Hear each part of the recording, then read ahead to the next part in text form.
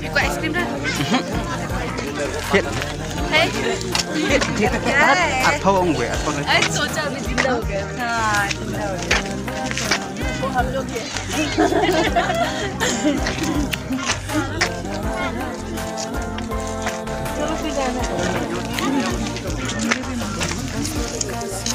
ini mati.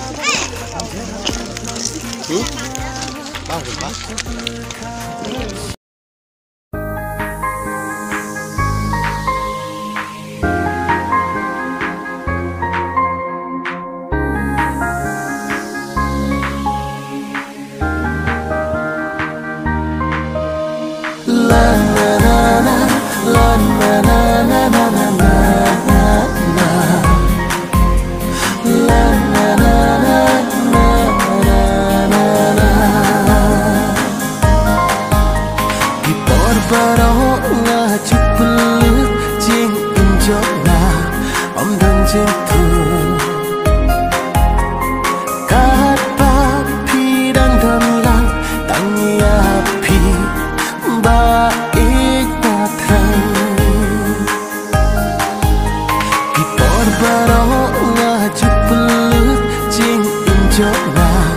Om dan jitu